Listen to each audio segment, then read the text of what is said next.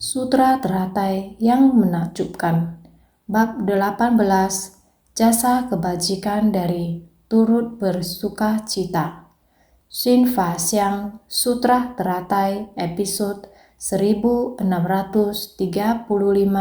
Hakikat Dharma adalah tak tergerakkan, laksana gunung yang tinggi menakjubkan. Hakikat Dharma adalah tak tergerakkan, laksana gunung. Namun, dikarenakan gunung dari hakikat Dharma telah terguncang, itu ibarat gunung telah tergerakkan, dan kita memasuki lautan ketidaktahuan dalam samsara. Sutra ini adalah untuk memberitahu kita bahwa hakikat Dharma adalah tak tergerakkan, laksana gunung.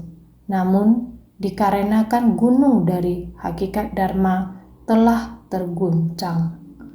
Pada dasarnya, kita memiliki hakikat Dharma, dan setiap orang memiliki sifat hakiki kebuddhaan. Hakikat murni kita sejatinya tidak pernah bergerak, namun sekarang hakikat kita telah tergerakkan. Inilah perumpamaan yang digunakan untuk menggambarkan kepada kita sebagai makhluk awam yang sifat hakiki tatagatanya telah terguncang. Oleh karena seperti itu, kita telah memasuki lautan ketidaktahuan dalam samsara, karena kita terlebih dahulu memiliki kegelapan batin, sehingga menyebabkan terguncangnya gunung dari hakikat Dharma. Dimulai dari sebersih niat kegelapan batin inilah gunung dari hakikat Dharma kita terguncang, sehingga membuat kita sulit untuk kembali ke jalan yang benar. Jika ingin kembali, ini akan menjadi hal yang sangat sulit dilakukan. Oleh karena itu, ketika kita mendengarkan Dharma, kita harus mendengarkannya dengan sepenuh hati. Bagaimana kita harus mendengarkannya? Sehingga Dharma dapat terserap ke dalam batin kita. Dharma mengajarkan kita dan membimbing kita untuk berjalan di jalan ini. Bagaimana kita harus menapaki di jalan ini? Saya akan menjelaskannya lebih jelas kepada semua orang. Hakikat Dharma adalah tak tergerakkan, laksana gunung yang tinggi menakjubkan. Lalu, kekuatan apa yang dapat mendorong gunung ini hingga bergerak? Satu-satunya adalah kekuatan karma kolektif dari semua makhluk yang bertumpuk-tumpuk selama banyak masa kehidupan. Hakikat Dharma adalah tak tergerakkan, laksana gunung yang tinggi menakjubkan. Lalu, kekuatan apa yang dapat mendorong gunung ini hingga bergerak? Hakikat Dharma pada dasarnya tak tergerakkan, laksana gunung yang tinggi menakjubkan. Sifat setiap orang, sifat hakiki yang sedemikian adanya, pada dasarnya adalah alam semesta ini, murni dan tidak ternoda. Bagaikan sebuah gunung yang tinggi menakjubkan. Kekuatan apa yang dapat mendorong gunung ini hingga bergerak? Demikian dikatakan. Satu-satunya adalah kekuatan karma kolektif dari semua makhluk. Semua makhluk. Sebersih pikiran bodoh akan melahirkan 3 tanda halus. Dengan kondisi luar sebagai kondisi pendukung akan menumbuhkan 6 tanda kasar. Ini merupakan sebuah syair yang sering saya lafalkan.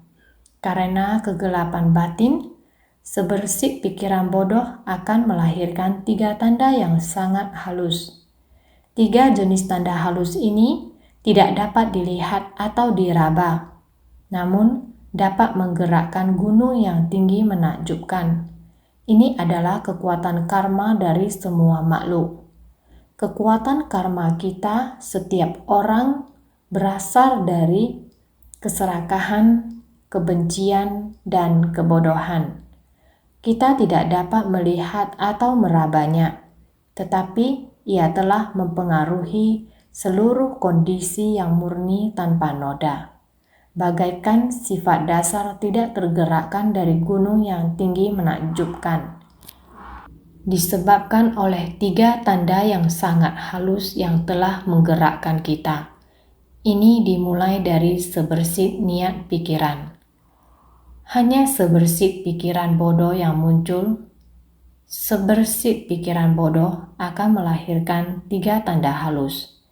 3 tanda halus ini berhubungan dengan kondisi luar kita, yaitu 5 akar indera yang berhubungan dengan 5 objek indera. Pikiran kita akan membeda-bedakan, sehingga membuat kita memunculkan pikiran dalam batin. Ketika akar indera berhubungan dengan objek indera di dunia, membuat kita menimbulkan pikiran dalam batin. Pikiran yang dimunculkan adalah keserakahan, kebencian, dan kebodohan. Berbagai kekuatan karma terakumulasi, menciptakan kekuatan karma kolektif. Begitulah kita para makhluk. Jadi, bertumpuk-tumpuk selama banyak masa kehidupan. Semua memang seperti ini, membuat sedikit perbedaan dalam sifat kita, namun mengakibatkan kesalahan yang besar. Inilah yang hari ini kita makhluk awam hadapi dalam lingkungan besar, baik itu lingkungan zaman atau iklim. Ini membuat kita semua benar-benar mengalaminya sesuai dengan kenyataan, sesuai dengan apa yang dikatakan oleh Sang Buddha, penderitaan. Ya, penderitaan. Benar, penderitaan. Hal-hal yang menderita sangatlah banyak, selapis demi lapis, terakumulasi di dunia. Seperti Qixie dan Chuli, sepasang suami istri yang memanfaatkan sedikit waktunya untuk menunjukkan kepada saya video suntingan mereka, sekitar 20 hingga 30 menit. Dalam video itu, terlihat perjalanan dan kegiatan yang telah dilakukan oleh Ceci selama beberapa tahun.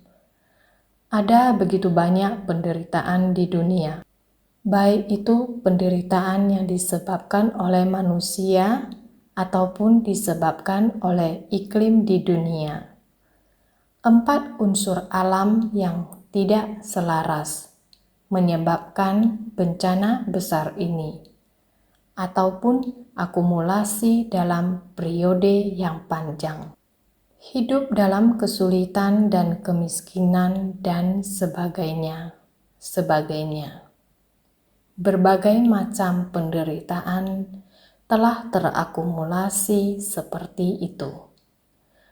Melihat bayangan bodhisattva muncul di setiap situasi, tidak peduli penderitaan apa yang sedang dialami, melihat setiap orang, suku yang berbeda, penderitaan yang mereka rasakan berbeda-beda.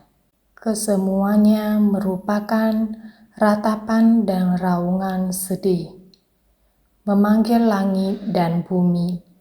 Penderitaan manusia yang seperti ini tidak bisa untuk menggunakan berapapun panjangnya waktu untuk menggambarkannya. Merupakan kumpulan dari penderitaan di muka bumi. Dalam waktu yang pendek seperti ini dikumpulkan, meskipun dikatakan bahwa semua yang mereka potong dan edit ini hanyalah video 20 hingga 30 menit. Namun jika dapat menjelaskannya, satu persatu gambar yang muncul, semuanya punya cerita yang sangat panjang di belakangnya. Kehidupan yang menderita dan pahit. Apakah ini menderita? Menderita. hanya dengan menonton video pendek berdurasi 10 hingga 20 menit saja, kita merasakan bahwa kehidupan manusia penuh penderitaan. Duduk di sana mendengarkan, ternyata insan suci kelihatan semuanya sangat rapi, berseragam biru putih, pak centau atau seragam komite dan lain-lain. Semua memperlihatkan senyuman yang sangat bahagia. Dunia ini sangat setara. Dunia damai, bahagia, dan setara yang sangat indah. Namun setelah duduk dan mendengarkan sharing kehidupan demi untuk menghirup Dharma, untuk datang mendengarkan Dharma saja sebegitu sulitnya, dan bahkan jarak yang ditempuh sangatlah jauh. Ada yang untuk datang ke tempat mendengarkan Dharma subuh, hanya untuk naik taksi ke Huizhou harus mengeluarkan biaya sekitar 900 NTD. Hanya sekali datang, satu trip. Setiap pagi datang mendengarkan sutra. Setiap kali datang harus mengeluarkan 900 NTD. Ini benar-benar merupakan pengeluaran yang sangat besar. Demi untuk berharap supaya mendengarkan Dharma menjadi lebih mudah. Terus mencari tanpa henti, mencari hingga tempat yang lebih dekat. Namun ruangannya sangat kecil. Kecilnya hingga mendengarnya membuat orang merasa bahwa berjalan, berdiri, duduk, ada ruang untuk berjalan, ada tempat untuk tinggal, tempat yang bisa beristirahat. Ini merupakan hal paling mendasar bagi manusia. Namun, kondisi umumnya tidak bisa untuk seperti itu. Anda memohon atau mencari yang hal seperti ini, tapi tidak bisa untuk terpenuhi hal yang itu. Hanya bisa untuk berkompromi atau menahan kesulitan untuk hidupnya sendiri. Demi mempermudah dalam mendengarkan Dharma, mendengarkan kondisi yang demikian, menggunakan cara seperti ini untuk mendengarkan Dharma juga sangatlah menyentuh. Ini merupakan sebuah sifat batin yang sama. Ada orang yang sangat kaya, namun terhadap mendengarkan Dharma tidaklah serius. Terkadang yang ada di sebelahnya berjalan kaki hanya 4 atau 5 menit, dia sudah mengeluh terlalu pagi. Ataupun pagi hari ada siaran ulang di TV. Di TV hanya dengan menekan tombol, telunjuk tangan hanya tekan sebentar saja.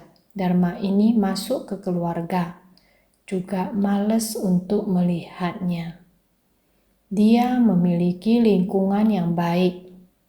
Tidak peduli apakah berjalan, berdiri, mau keluar ada supir yang bantu dia mengemudi, ataupun mobil yang dia bawa sendiri adalah mobil bermerek terkenal. Agar orang tahu saya keluar rumah ada peralatan demikian dan lainnya. Tetapi masih mengeluh tidak puas. Jarak Dharma dengannya juga sangat jauh. Ini adalah sifat batin para makhluk hidup. Dalam hati kita, apakah kita menginginkan keserakahan, kebencian, dan kebodohan, ataukah menginginkan keyakinan, ikrar, dan praktek? Sama-sama 3 kata. Apakah kamu percaya? Percaya, meyakini, dan memahami dengan batin mendalam. Apakah bersedia bertekad? membangkitkan ikrar agung, mencari Dharma Buddha tanpa batas, saya masih ingin mencarinya, mau menyempurnakan ikrar saya dalam mendengarkan Dharma, menggunakannya sepenuh hati seperti ini. Ada orang yang justru pada kondisi yang demikian melekat dan mendamba akan kondisi kehidupannya sendiri. Sulit untuk melepas, melekat pada kerisauan dan kegelapan batinnya tersebut. Ini masih sangat pagi, saya masih ingin tidur. Memanggil saya bangun pagi hanya untuk mendengarkan sutra. Bangun begitu pagi, saya tidak rela meninggalkan tempat tidur ini. Ini melekat berat pada waktu tidur. Kendaraan tersedia, serta kondisi kehidupannya sangat bagus. Dia tidak bersedia. Terdapat orang yang baru saja kita bahas, tinggal di tempat nan jauh, setiap hari menghabiskan hampir beberapa ribu NTD.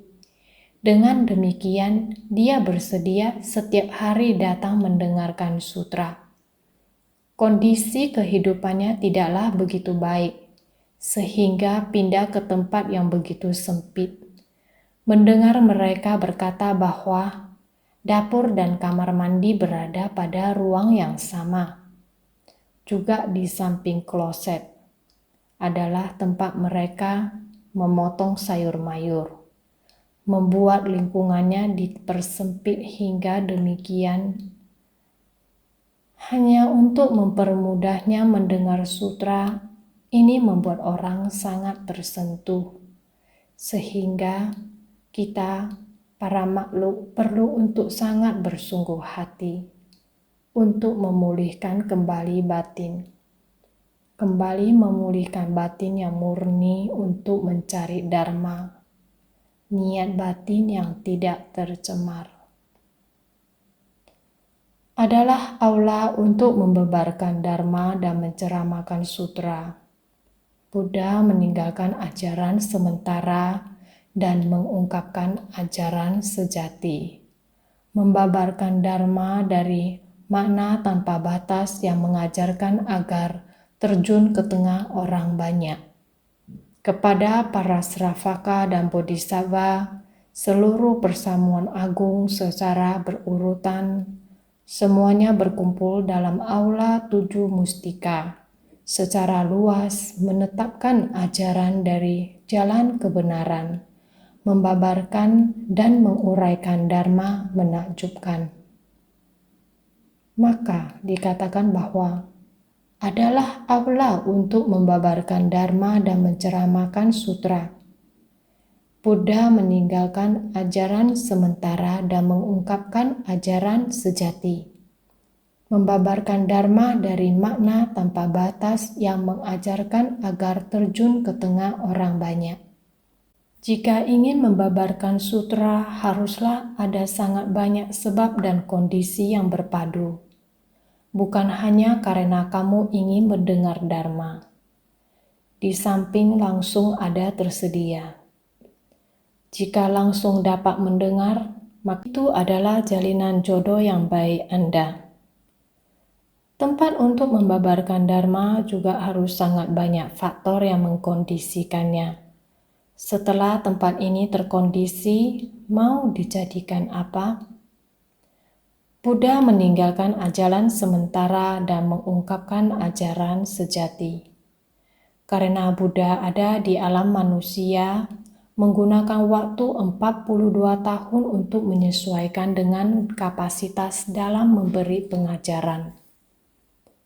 Banyak makhluk hidup dalam kurun waktu 42 tahun ini yang didapatkan atau diterima, yang membahagiakan itu adalah sementara. Sang Buddha karena menyesuaikan berdasarkan kapasitas para makhluk dalam membabarkan Dharma. Karena telah menerima Dharma ini, mereka meyakini melatih diri. Maka Sang Buddha hanya dalam proses menuntun ini. Sebuah ajaran sementara. Ajaran sementara dengan metode terampil datang sampai ke sini. Setelah menghitung waktu, sudah tidak sempat lagi. Lihatlah, para makhluk terhadap pengajaran dengan ajaran sementara. Apakah telah matang, menguasai sepenuhnya? Masih belum matang, masih belum benar-benar meresap ke dalam batin. Sepenuhnya, meyakini dan memahami sepenuhnya dengan batin mendalam. Meskipun masih belum bisa, semua orang masih sangat bukan sepenuhnya memahami. Karena ada yang depan atau duluan dan belakangan secara berurutan. Seperti saat ini sedang mendengarkan Dharma, sama juga memiliki yang duluan dan belakangan berurutan. Apakah Dharma yang telah didengar oleh orang yang duluan telah sangat meyakini secara mendalam? Juga belum tentu. Apakah orang yang belakangan baru mendengarkan, dia memahaminya secara kasar dan dangkal? Juga belum tentu. Ada yang baru saja mendengarkan, keyakinan batinnya kokoh. Dia berharap dapat lebih maju lagi. Orang yang sudah lama mendengarkan lalu berhenti di tempat tersebut, melangkah di tempat. Banyak orang seperti itu, tidak ada kemajuan. Jadi, kapasitas masih ada campur aduk atau tidak teratur, masih belum merata. Jadi, Sang Buddha tidak bisa untuk tidak meninggalkan satu masa atau periode. Secepatnya meninggalkan ajaran sementara dan mengungkapkan ajaran sejati. Tidak bisa untuk menunggunya lagi. Kapasitas campur aduk dan tidak merata semacam ini tidak bisa untuk menunggu lagi, karena waktu telah tidak sempat lagi. Secepatnya meninggalkan ajaran sementara dan mengungkapkan ajaran sejati. Membabarkan Dharma, makna tanpa batas. Terlebih dahulu terjun ke tengah orang banyak, agar semua orang tahu bahwa penderitaan pada makhluk begitu banyak. Secepatnya terlebih dahulu mencabut penderitaan. Belakangan barulah membabarkan Dharma. Lalu secepatnya mengubah kembali. Terlebih dahulu menolong, baru kemudian mengajarkannya adalah menggunakan metode demikian. Jadi, Sang Buddha memulai. Kepada para Sravaka dan Bodhisattva, seluruh persamuan agung secara berurutan untuk menjelaskan ajarannya. Jadi, yang pertama adalah para pendengar, dan berikutnya adalah para Bodhisattva. Yang depan adalah kendaraan kecil, dan kemudian adalah kendaraan besar. Jadi, urutan kendaraan besar dan kecil ditetapkan secara berurutan seperti ini. Ketika para Sravaka masuk adalah di tempat berdiam ini, dan para Bodhisattva masuk berdiam di tempat ini. Jadi, tempat mereka ada urutan depan dan belakangnya, dan beginilah mereka bisa mengatur tempat mereka sendiri. Adalah demikian.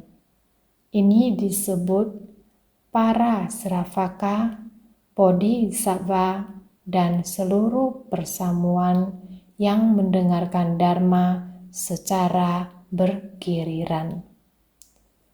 Diri sendiri tahu saya di tempat ini, saya di tempat itu.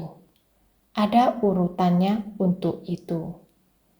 Ini sama seperti kita, semua orang mau masuk.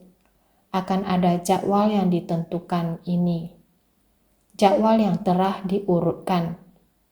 Pada giliran kerja tertentu, masuk menurut urutan.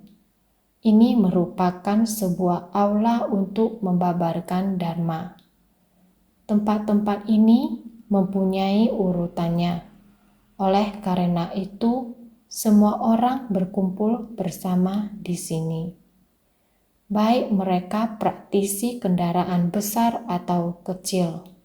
Semuanya segera berkumpul pada waktu yang sama dan di aula yang sama. Demikian mereka masuk sesuai dengan urutan tertentu.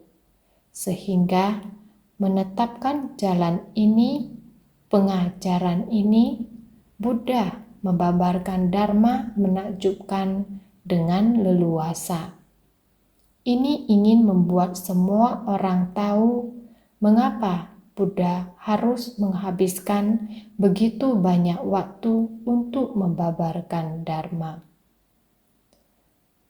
Ajaran sementara dan ajaran sejati harus diajarkan sesuai urutan.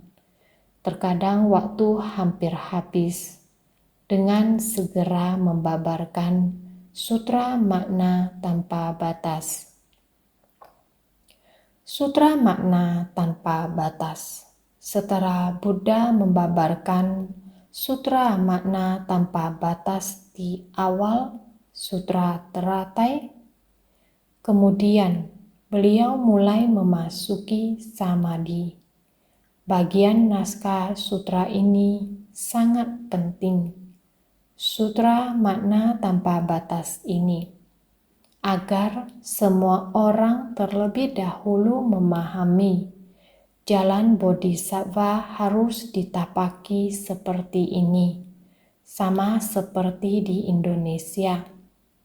Mengapa di Indonesia memiliki agama yang berbeda, namun Ceci masih bisa diterima di Indonesia oleh semua masyarakat dari semua lapisan masyarakat?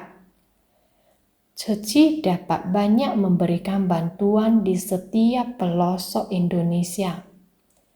Tidak sedikit jumlah orang yang telah dibantu, bahkan mereka demi untuk membantu orang yang dalam kesulitan ini, baik dimarahi ataupun disalahkan orang, mereka bersedia menerima.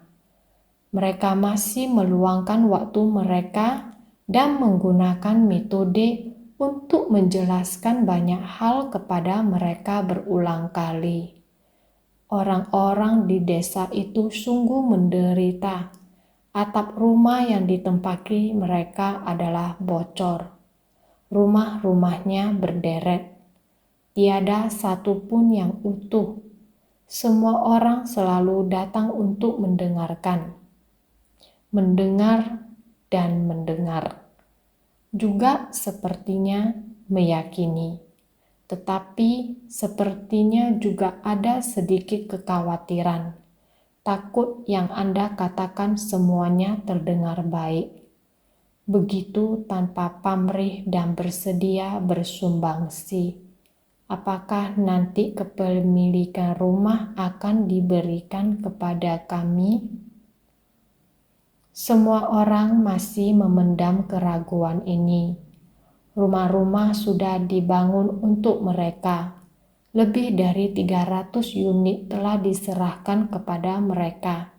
Setiap kepemilikan rumah dijelaskan dengan sangat jelas kepada mereka. Rumah ini milik A, B, C, D. Dibuat dengan sangat jelas kepada mereka. Seluruh desa telah dibangun kembali dan pada akhirnya semua orang memuji. Bagaimana Anda bisa memiliki keberanian dan kesabaran seperti ini? demi membangun kembali desa ini dengan begitu baik. Aguan Sesyung lalu memberitahukan semua orang. Dia berkata, "Master pernah berkata, dia dari awal sudah membentang jalan untuk kita tapaki.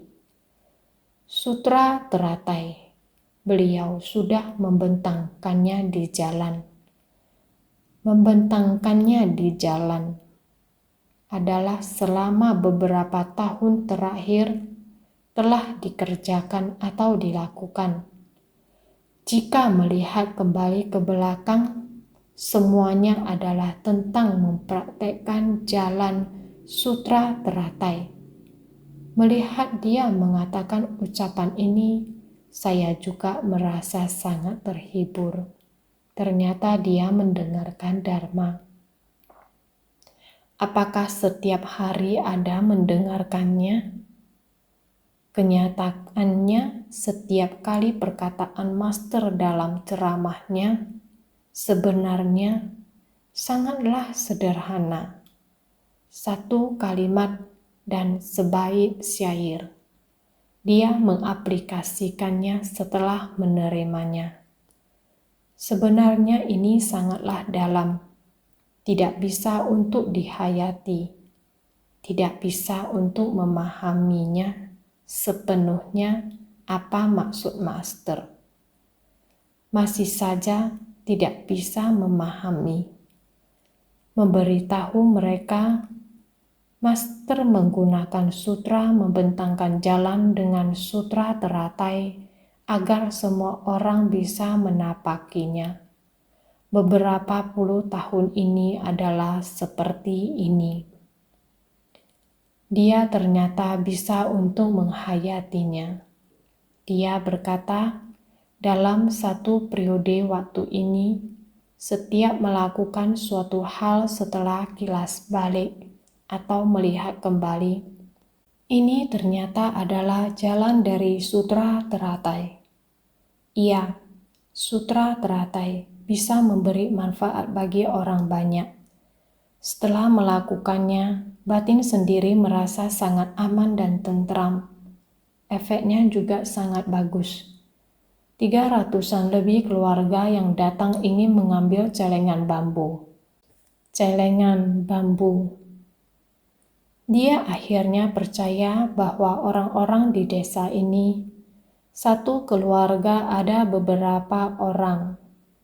Orang dewasa, anak-anak, semuanya sangat bersukacita. Prinsip kebenaran dari masa celengan bambu ini berharap anak-anak bisa mengerti untuk mencelengkan uang dari menghemat untuk membeli permen. Anak muda bisa menghemat. Penyiat-nyiaan yang biasa mereka lakukan di luaran.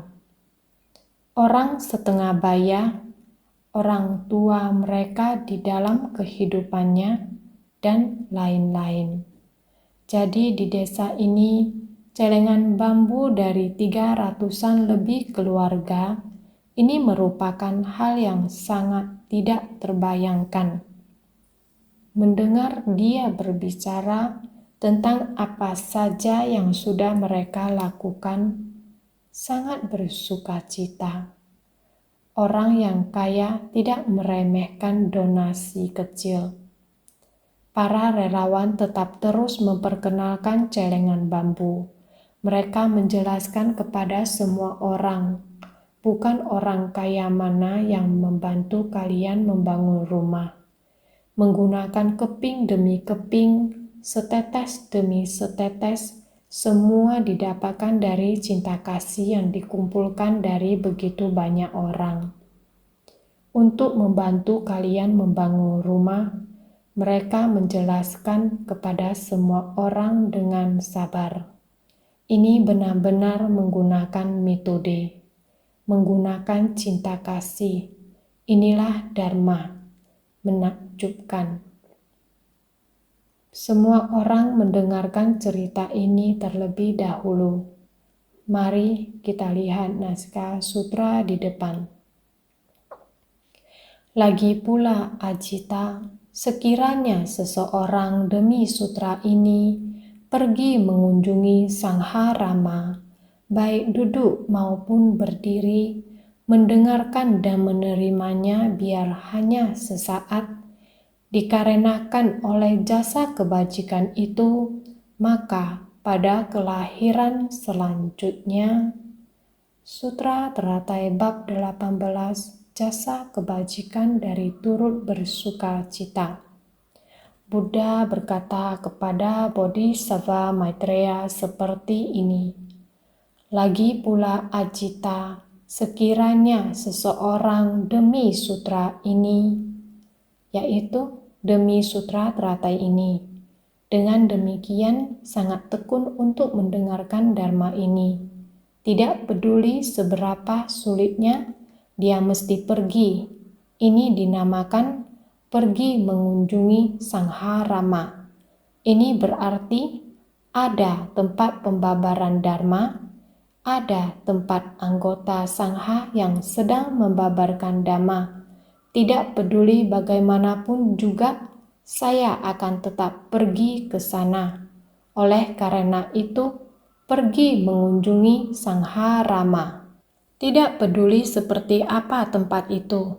Setelah sampai, tidak menemukan tempat duduk, berdiri pun saya rela, ataupun begitu tulus. Walaupun hanya mendengarkan satu bait ataupun satu kalimat, saya sangat bersuka cita menerimanya. Jadi, ada orang yang sangat bersuka cita menerima seperti ini, dapat mengatasi segala rintangan. Tadi sedang membicarakan Bodhisattva Hong Kong. Dia bersedia mengatasi kondisinya sendiri. Demi kemudahan mendengarkan sutra, kalau tidak tinggal begitu jauh, setiap hari harus menghabiskan begitu banyak uang. Jadi yang dia ambil adalah kemudahan mendengarkan sutra. Mendengarkan sutra berada di urutan pertama dalam hidupnya seperti ini adalah sangat tidak mudah. Jadi, dikarenakan oleh jasa kebajikan itu, ini adalah jasa kebajikan. Jasa kebajikan dari mendengarkan dharma. Tidak peduli kehidupan nyata seperti apa, hati saya selalu kembali gunung tinggi menakjubkan yang tak tergoyahkan, yaitu kembali pada sifat hakiki yang demikian adanya. Kondisi seperti apapun tidak akan menyulitkan saya. Saya selalu mendengarkan dharma. Dharma baru bisa membuat saya kembali ke saya yang asli. Jadi, ketekunan terhadap dharma juga sangat menyentuh orang. Ini adalah hanya mendengar saja sudah merasa tersentuh. Kita setiap orang juga bisa merasa tersentuh. Ini juga adalah menyentuh sifat hakiki kita, seperti dia yang begitu tekun. Ini membuat hati kita semua tersentuh. Ini juga adalah telah menggoyahkan gunung yang tinggi menakjubkan. Apalagi kita manusia, orang awam, bisa oleh mendengarkan dharma ini, bisa menyentuh kita, adalah menunjukkan perubahan pada dirinya, masih bisa membuat kita tersentuh. Kita juga bisa tersadarkan. Yang pasti, mendengarkan dharma ini, mendengar satu dharma, satu kata, satu syair dengan hati yang sangat tulus. Apakah itu duduk, berdiri, hati yang tulus ini adalah sama. Duduk atau berdiri, ketulusannya adalah sama. Selanjutnya dikatakan, akan mendapatkan gajah, kuda, dan kereta yang terbaik dan paling menakjubkan, serta kereta permata yang ditarik manusia, bahkan mengendarai istana surga. Juga seandainya ada orang yang duduk di tempat pembabaran dharma, terlebih lagi ada orang yang mengajak untuk duduk mendengarkan. Sutra Amsal bab 18 jasa kebajikan dari turut bersuka cita. Ini mengatakan bahwa di tempat pembabaran dharma ini, jasa kebajikan dari ketulusan mendengarkan dharma, maka pada kelahiran selanjutnya bisa akan mendapatkan gajah, kuda, dan kereta yang terbaik dan paling menakjubkan, serta kereta permata yang ditarik manusia, bahkan mengendarai istana surga. Gajah, kuda, dan kereta menakjubkan adalah kendaraan yang dipakai oleh orang kaya dan mulia. Kereta permata yang ditarik manusia adalah perlengkapan dari para ningrat. Ketika para dewa melakukan perjalanan, akan ada istana sebagai kendaraan bagi tubuhnya. Dulu alat transportasi sangat sedikit. Semuanya bergantung pada sejenis hewan, gajah, kuda. India jarang menggunakan lembu sebagai alat transportasi. Mereka sangat menghormati lembu, jadi mereka menggunakan gajah dan kuda. Menggunakan mereka untuk menarik kereta ataupun menaikinya. Ini semua adalah untuk mengekspresikan status mereka. Mereka dengan memiliki gajah dan kuda yang bagus. Mereka juga akan dihias dengan peralatan yang bagus. Dekorasi yang sangat menakjubkan dan halus. Digunakan untuk menunjukkan kekayaan. Kereta harta karun melambangkan seseorang yang sudah menjadi raja, yang digunakan oleh raja sampai menteri tertinggi atau seseorang di istana kerajaan. Jika mereka adalah dewa, yaitu makhluk surgawi, maka akan ada istana. Ini adalah untuk mengekspresikan status mereka. Kereta dan kuda adalah kendaraan bagi para pria. Kereta gajah adalah kendaraan bagi para ningrat. Istana surga adalah kendaraan bagi para dewa. Terlepas dari apakah ia seorang pejabat terpelajar atau pejabat, kelasnya menggunakan yang biasa, seperti kereta dan kuda. Kalau gajah, maka kereta ini adalah kendaraan keluarga kerajaan.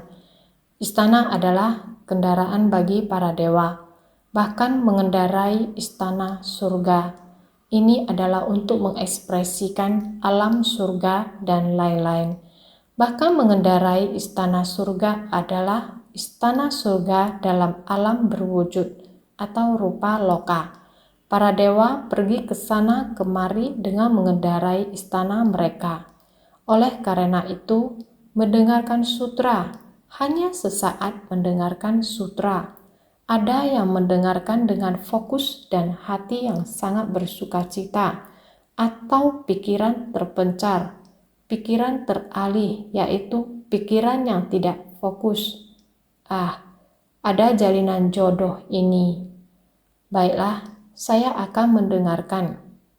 Saat mendengarkan, orang-orang duduk di sana, tapi pikiran tidak fokus. Inilah yang disebut pikiran terpencar. Ada yang karena turut bersuka cita. Anda ajak saya, maka saya akan datang. Ada orang yang datang dengan konsentrasi penuh. Ada yang duduk tapi mendengarkan dengan pikiran tidak fokus. Ada yang karena Anda mengajak saya, makanya saya datang bersama Anda. Setiap orang berbeda, sehingga jasa kebajikan yang diperoleh setiap orang pun berbeda. Oleh karena itu, dia akan dapat menggambarkan orang biasa dari kondisi batin yang berlimpah, atau karena turut bersukacita dan datang dengan sukacita, dan lain-lain. Berbagai macam kondisi batin. Di kondisi itu sedang menggambarkan kondisi batin seseorang saat mendengarkan dharma. Ada yang fokus, ada yang pikirannya tidak terfokus. Ada yang datang karena turut bersukacita.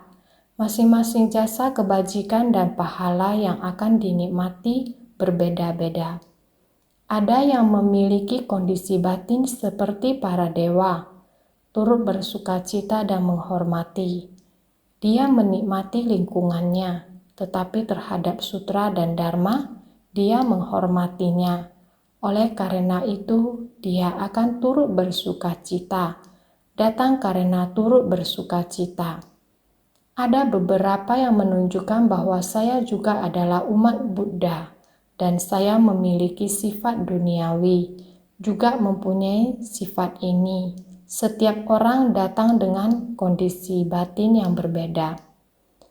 Hanya sesaat mendengarkan sutra, bila ada perbedaan antara pikiran terfokus, pikiran terpencar, atau turut bersukacita, itu sebabnya jasa kebajikannya berbeda pula. Para dewa, bangsawan, orang terpelajar memiliki jati diri yang berbeda. Jadi, juga seandainya ada orang yang duduk di tempat pembabaran dharma, terlebih lagi ada orang yang mengajak untuk duduk mendengarkan. Ada orang yang sudah sangat bersungguh hati dan mengatasi sangat banyak kesulitan. Mereka juga ingin datang mendengar. Mereka datang dengan pikiran terfokus. Ketika orang yang bertekad datang mendengarkan dharma, singgasana dharma atau dharmasana tidak pernah kekurangan mereka.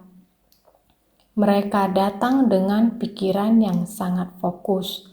Jadi, ada orang yang duduk di tempat pembabaran dharma.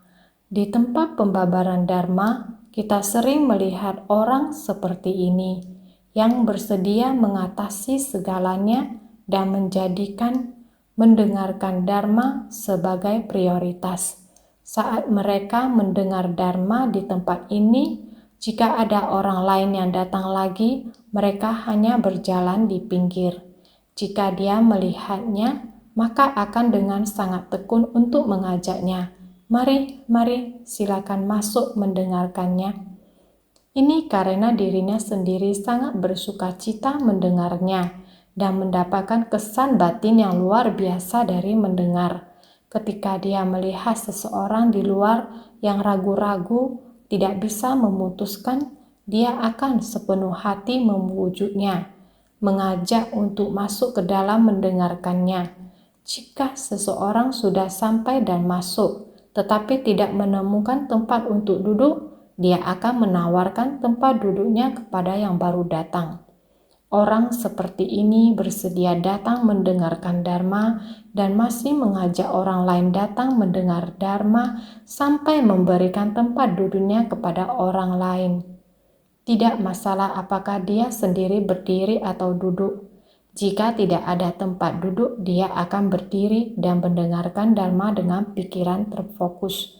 Jadi, sekiranya tubuh, batin, dan kesadaran pikiran bersentuhan, mengkondisikan sentuhan, merasakan dan mendapat manfaat dharma, saya begitu bahagia datang ke tempat ini.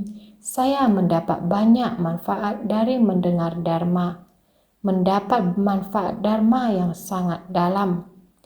Setiap orang memiliki kondisi batin yang berbeda. Mereka yang mendengar dharma dengan konsentrasi, tekad bulat hanya ingin mendengarkan dharma, ini benar-benar merupakan orang yang sangat bersungguh hati. Jadi, mendengar sendiri, bersukacita sendiri, berharap rasa sukacita ini orang lain juga dapat merasakannya seperti saya. Mari mendengar, pasti akan membuat Anda mendengarnya hingga sangat sukacita, agar semua jenis keserakahan, kebencian, dan kebodohan di masa lalu kita, berbagai macam ketidaktahuan serta kerisauan setelah kita mendengar Dharma Buddha dapat merubah kondisi batin kita terhadap kehidupan kita akan sangat membantu. Inilah maksud mengajak orang untuk mendengarkan sutra, mendengar sendiri dan merasa sangat sukacita, dan juga mengajak orang-orang bersama-sama mendengarkan dharma. Inilah sebabnya mengapa kita sebagai pendengar dharma mempunyai kondisi batin yang berbeda-beda. Masing-masing orang memiliki kondisi batin sendiri. Juga seandainya ada orang yang duduk di tempat pembabaran Dharma, terlebih lagi ada orang yang mengajak untuk duduk mendengarkan. Sekiranya tubuh, batin, dan kesadaran pikiran memunculkan sukacita setelah mendengarkan Dharma, maka akan memperoleh manfaat Dharma. Ketika orang lain datang, dapat mengajaknya agar duduk bersama untuk mendengarkan Dharma. Oleh karena itu, kita harus bersungguh hati, memfokuskan batin kita untuk mendengarkan Dharma. Mendengarkan Dharma, jika Anda dapat memahaminya, jalan ada di bawah kaki yang kita tapaki. Jadi, sutra adalah jalan, dan jalan harus ditapaki. Lihatlah para bodhisattva kita di dunia. Seperti inilah yang telah mereka tapaki. Ini seperti Sugianto Kusuma Agwan di Indonesia. Beliau memiliki kapasitas seperti ini. Master hanya berkata, sutra teratai membentangkannya di jalan, agar semua orang menapakinya. Dia akhirnya memahami hal ini dan bahkan membagikannya kepada semua orang. Setiap kali kita melakukan sesuatu, kita melihat kembali. Inilah jalan yang akan ditapaki sutra teratai. Begitulah adanya. Benar. Jalan yang akan ditapaki sutra teratai. Demikian, inilah sifat Dharma kita. Pada dasarnya seperti gunung tinggi yang menakjubkan, hanya saja tergerak oleh kekuatan karma para makhluk. Kita kembali melihat pada masa lampau, hanya terbelenggu dalam usaha, mencari uang. Sekarang kembali melihat, memperoleh uang, terkenal dan berpengaruh di masyarakat, harus segera dimanfaatkan untuk menyelamatkan orang. Bagaimana memberikan ketenangan pada kehidupan manusia? Bagaimana menenteramkan masyarakat supaya lebih harmonis? Keberlimpahan yang sama dengan cara berbeda menjalani kehidupan, sehingga dulunya hidup dalam ketamakan, kebencian, kebodohan, sekarang telah berjalan di jalan teratai. Dengan berbagai metode untuk membantu orang, bodhisattva sekalian, sifat Dharma yang sama, kita sebenarnya ingin terdorong oleh karma ke arah mana? Atau kita ingin melindungi sifat Dharma kita kembali kepada sifat hakiki kita? Ini harus dianalisa dari Dharma. Sebenarnya, jika dilakukan setelah dianalisa, maka sudah terlambat. Berharap semua orang senantiasa lebih bersungguh hati.